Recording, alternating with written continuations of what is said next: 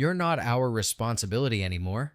That was what my dad said to me the night he told me to get out. I was 17.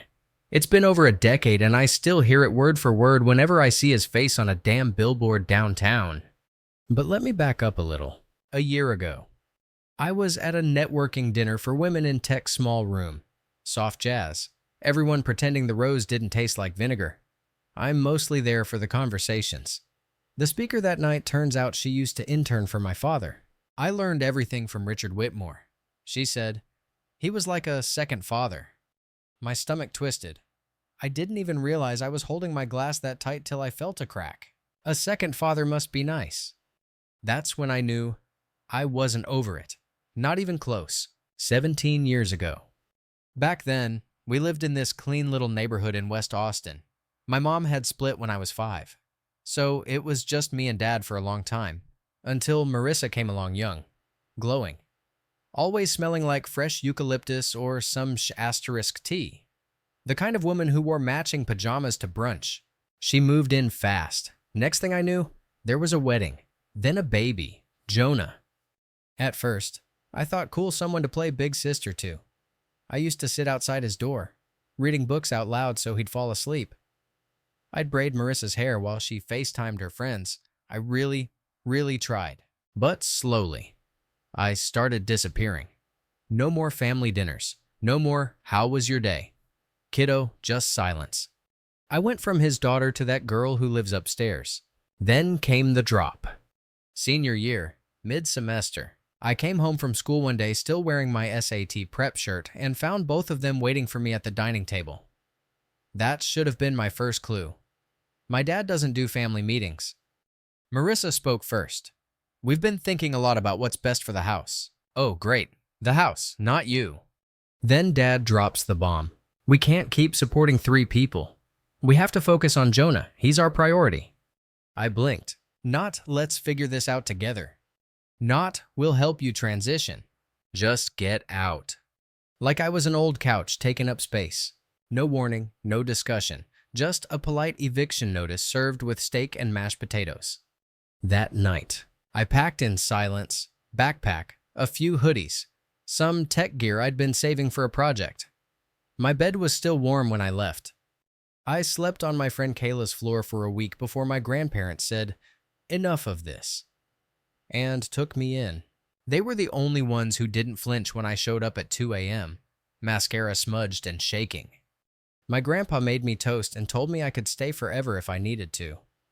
I didn't cry until he said that, not even when Dad threw me out. But I broke right then. Why it still burns. Look, I wasn't perfect.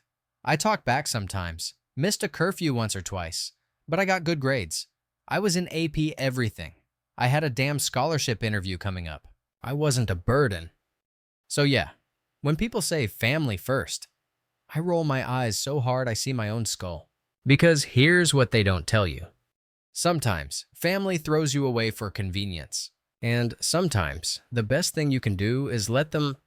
Present day. I own a tech startup now, AI systems for streamlining insurance claims. Not exactly sexy, but it pays well. And more importantly, I built it from nothing. No cosigner, no safety net, just student loans, coffee-fueled all-nighters, and a whole lot of rage. I never posted about my success, didn't flex on LinkedIn. I didn't need the world to know. But someone talked. My aunt, God bless her, bragged about me at a family barbecue. Said I'd landed a 7-figure round of funding. Said I bought my own house last month. Guess who came knocking? Last week, I opened the door, and there he was. Richard Whitmore, in a pressed suit, looking exactly like a man who used to call me Peanut and now couldn't even say my name. And Marissa, in heels too high for the sidewalk, holding a casserole dish like we were in a Lifetime movie. I didn't let them in. He tried to small talk. You look well. I stared. Then he said it. Jonah just got into USC pre-med.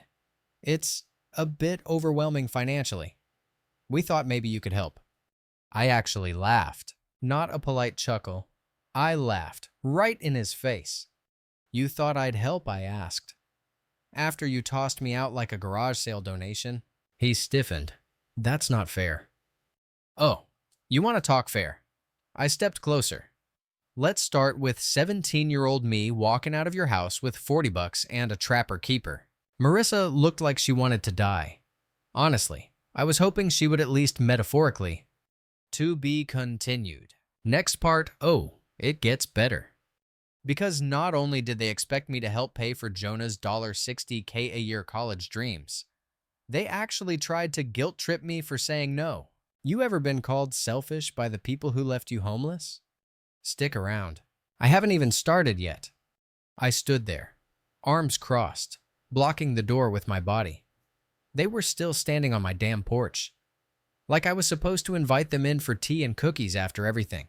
Let me get this straight, I said, voice flat. You cut me off, left me with nothing. And now, after 10 years of zero contact, you think I'm gonna pay for your son's tuition. My dad blinked, like he couldn't quite process that I'd just said it out loud. It's not like that, he said. No, it was exactly like that. We didn't mean to push you away, Marissa added, tone soft like I was a frightened animal. It was just a really difficult time. I barked a laugh. Right, a difficult time. For you. She opened her mouth again, but I cut her off. You know what's wild, I said. I don't even blame Jonah. He was a baby. He didn't do *T. But you, I pointed at my dad. You made a choice. You looked at your child, your actual child, and said, too much. Let's make room for the new one. His jaw clenched. That's not what happened. Then explain it. I shot back. Explain how a 17-year-old girl with a 4.0 GPA ended up homeless because her father didn't feel like budgeting. Silence. I waited. Nothing. That's what I thought. I stepped back and slammed the door. They didn't call, didn't text. But the next day, I woke up to a DM request on Instagram from Jonah. Hey, I'm sorry they showed up like that. I didn't know. Can we talk? My stomach flipped. I hadn't seen or spoken to him in over a decade. Last memory I had was him running around in dinosaur pajamas while I did calculus homework on the kitchen floor. I didn't answer. He messaged again the next day. I know you probably hate me. I get it. But I found some things about what they told me growing up. It doesn't add up. That part stopped me cold. 3 days later, we met at a park halfway between our places. Public space, neutral territory. He was taller than I remembered. Same eyes, though. And he looked nervous as hell. Thanks for meeting me, he said, rubbing the back of his neck. I sat down on the bench. Talk. He didn't waste time. They told me you ran away.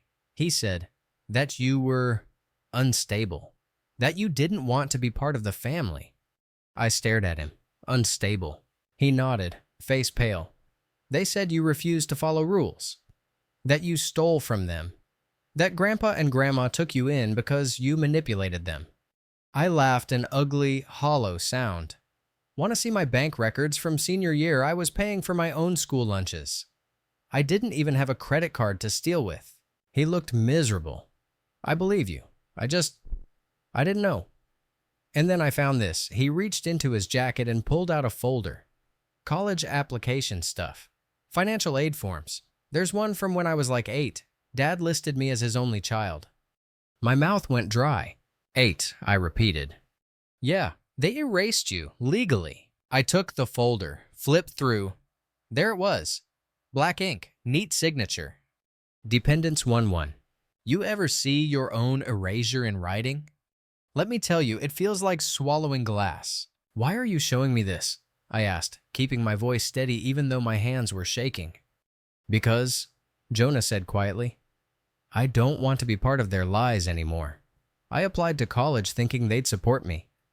But now, I see how they treat people they can't control. I looked at him. He wasn't the enemy. He was collateral damage. I can't undo what they did, he said, but I want to know you. If that's something you're open to, I didn't answer right away. Not because I didn't know, but because I didn't trust my own voice yet. We kept talking. It was weird, but not in a bad way. Just unfamiliar. He had questions about what really happened, about our grandparents, about why I disappeared. I answered everything. By the time the sun dipped below the trees, I felt something crack open inside me. Not forgiveness, but maybe a tiny door to something else. That weekend, I got a call from my old neighbor, Mrs. Patel. "I don't want to stir things up," she started. Which is how you know someone is definitely about to stir things up. "But your father was outside your house earlier, taking pictures. He looked angry." UTF. I checked my cameras. Sure enough, there he was pacing outside my gate like a pissed-off realtor. I sent the footage to my lawyer immediately. We already had a no-contact letter drawn up, but this crossed the line into harassment. I didn't want to escalate, but he just wouldn't let go. The next week, my name hit a local business magazine, AI Innovators Under 35. Full-page spread. Picture, profile, quotes. It was a career milestone. I should have been thrilled. Instead, I got served at the office. You heard that right. A goddamn letter from Richard Whitmore requesting a private arbitration for familial financial duty. He was trying to legally force me to contribute to Jonah's tuition. Like I was a divorced parent or something. I lost it. "I'm sorry, I told my lawyer, but this is war. To be continued."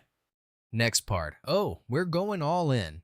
Because if he wants to play games, I've got documents, recordings, and a whole career built on knowing how systems work. I'm not just going to say no this time. I'm going to burn the F***King bridge, and then build my own right over the ashes." The letter was sitting on my desk like a bomb. Official header, gold trim, private arbitration request, family support inquiry. Screw that. I hadn't heard from this man in over 10 years. Not a birthday text, not a "hey, how's life," but now, because he made poor financial choices, I'm suddenly supposed to feel some magical responsibility. Nah, miss me with that guilt trip. My lawyer, Dana, read it twice and then looked up. Deadpan. "You're not legally obligated to do **T. "Thought so," I muttered, flipping through it. "But he's trying to make it look like I've been dodging family obligations." Dana raised an eyebrow. "You were 17 when he kicked you out." "I know, but he's Richard Whitmore. He doesn't lose, not publicly." She leaned back. "Maybe it's time he does." That's when I decided.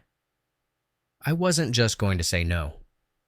I was going to make sure no one like me ever had to take this crap from someone like him again. The next week, I filed for a formal protective order. Enough was enough. Between the porch visit, the photo stalking, and now this legal stunt. He was crossing lines like it was a game of hopscotch. I wasn't playing anymore. My grandparents were furious. "He's lost his goddamn mind," Grandpa said, pacing the living room.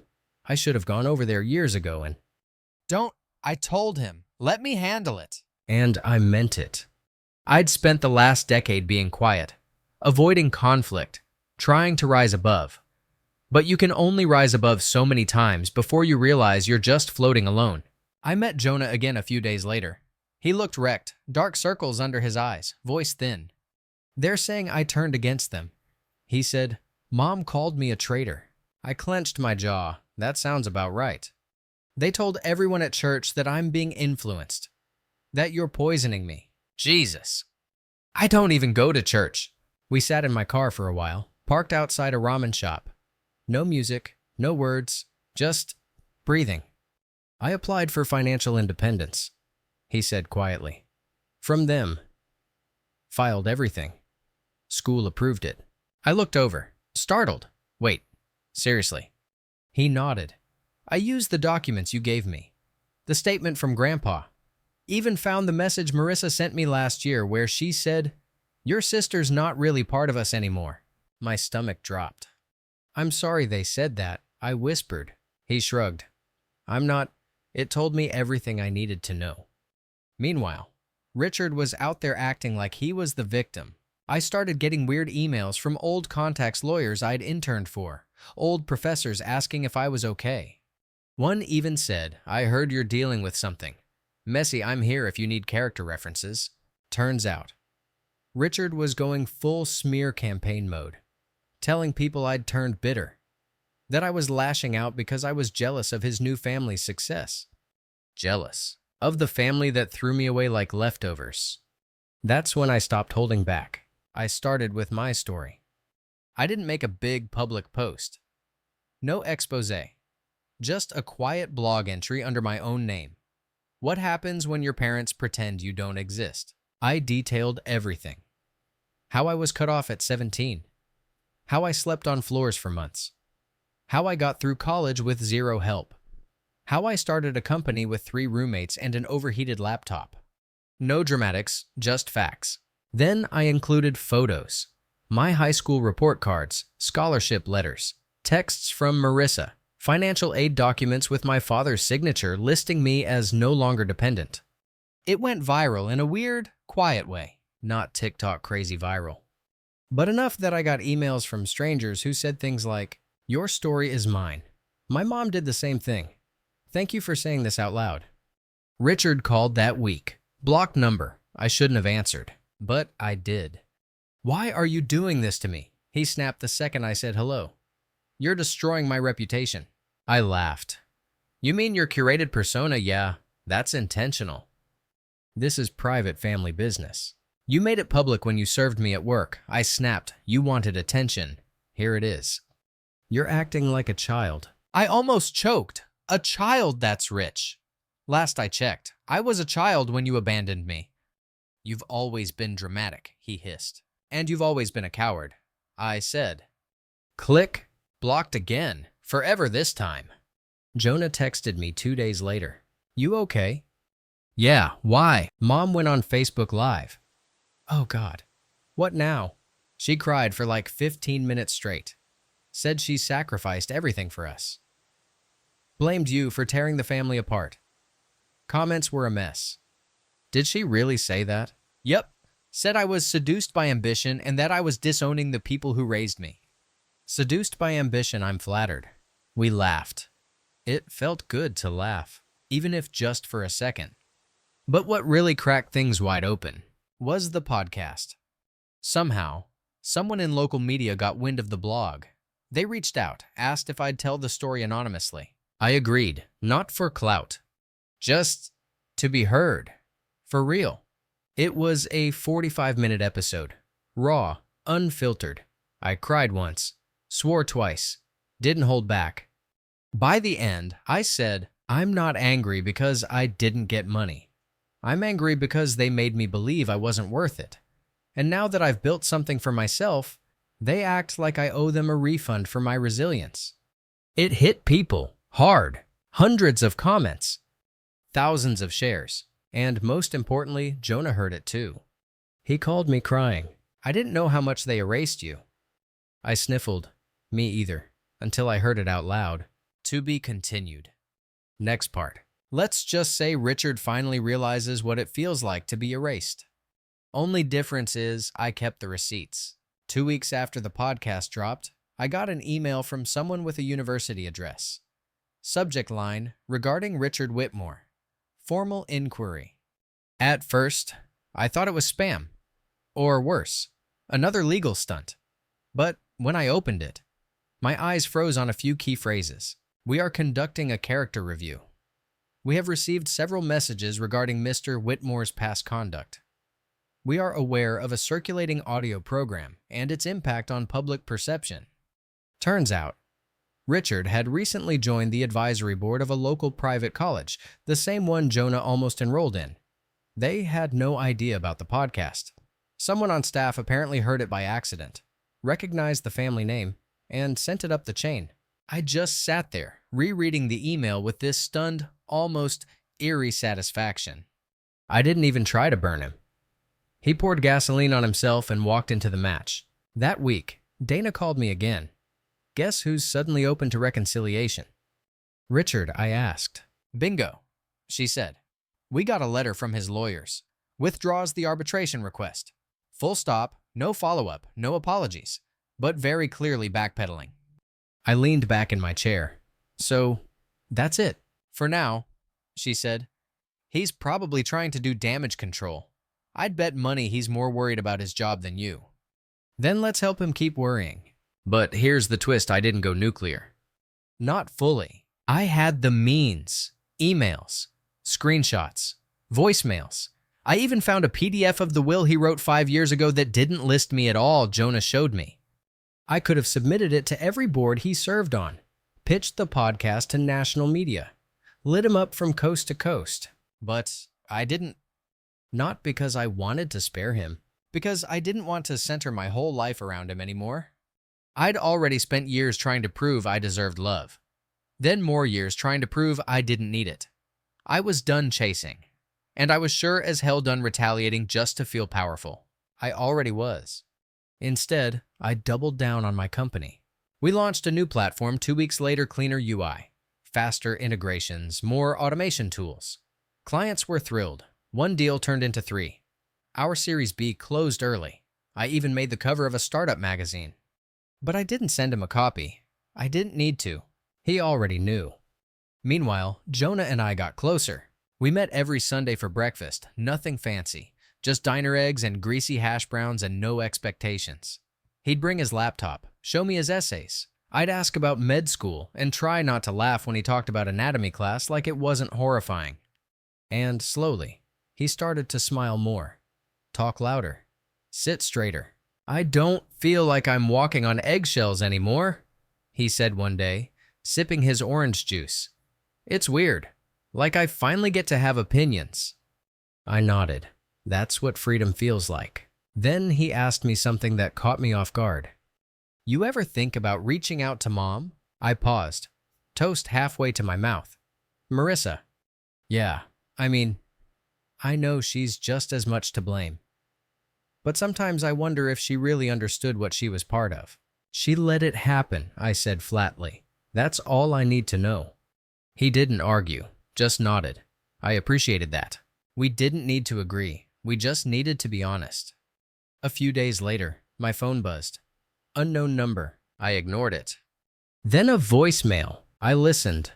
It was her. "Marissa. Hi. I don't know if this is still your number, but I heard the podcast. I saw the blog, and I just wanted to say I'm sorry." I froze. She kept talking.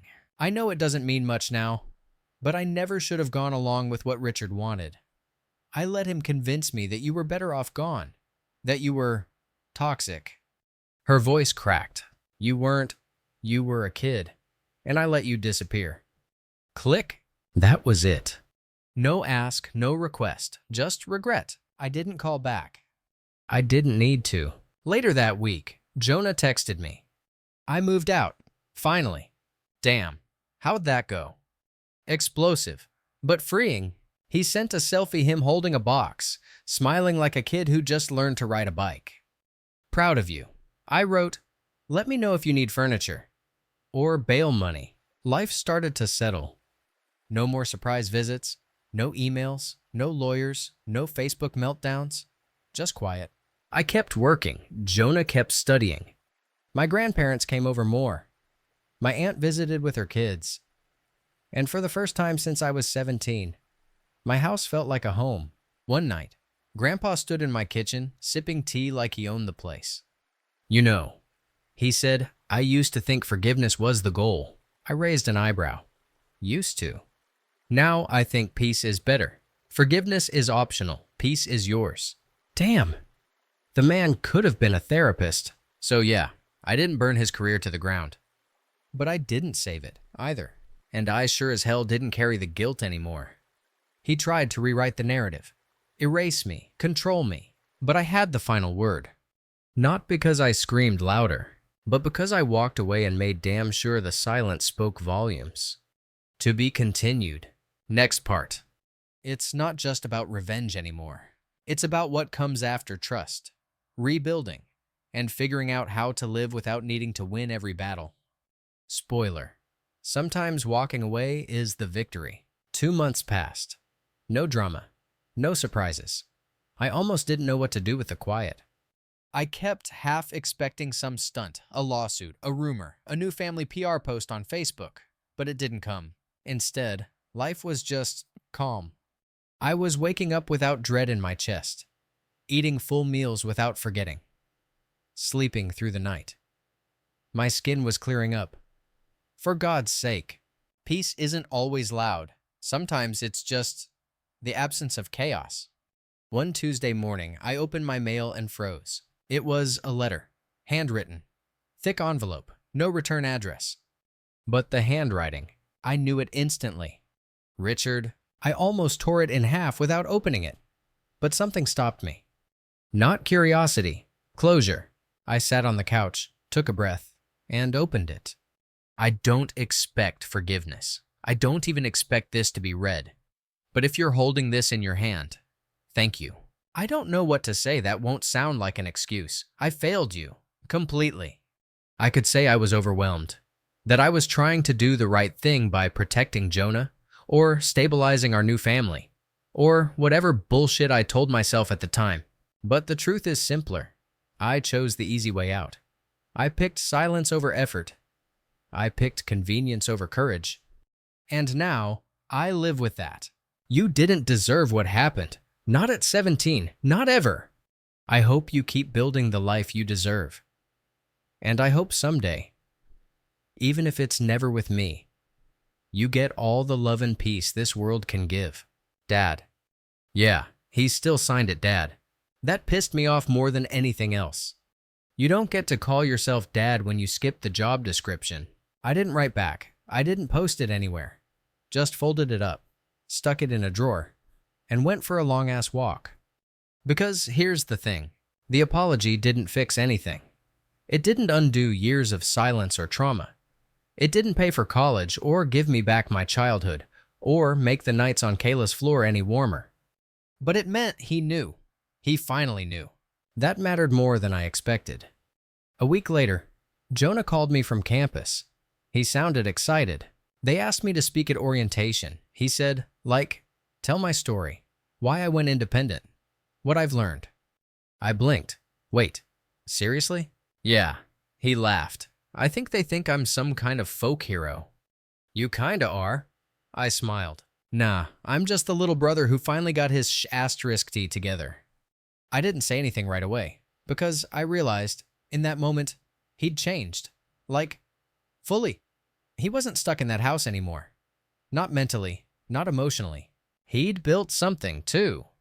And I was proud as hell. That weekend, he came over to visit, helped me install shelves in the garage, and made fun of my terrible drill handling like a real sibling would. As we were packing up, he said something that hit harder than he probably meant it to.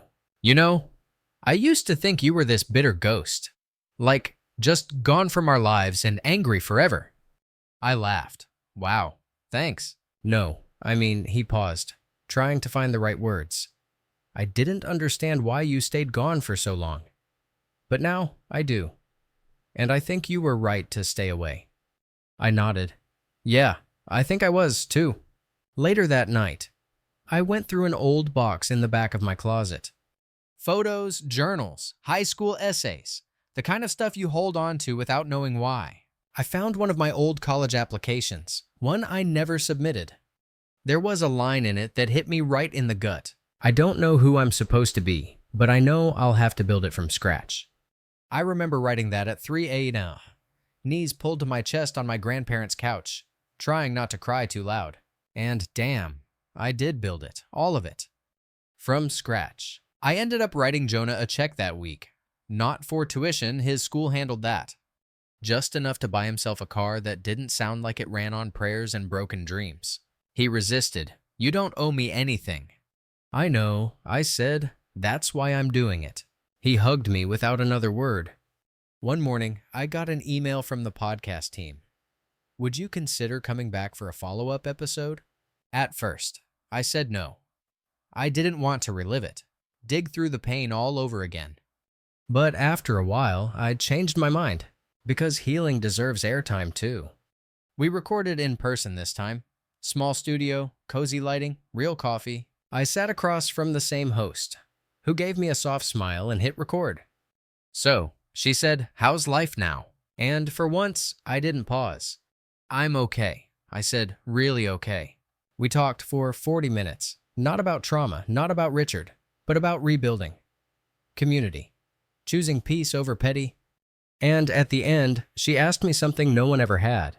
If you could talk to your younger self, the one who walked out of that house, What would you say?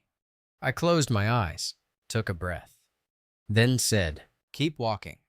You're not lost. You're becoming to be continued. Next part brings it full circle. The final moment. The letter. The choice. Sometimes the hardest thing isn't confronting the past. It's choosing how to carry it forward. And that's what comes next.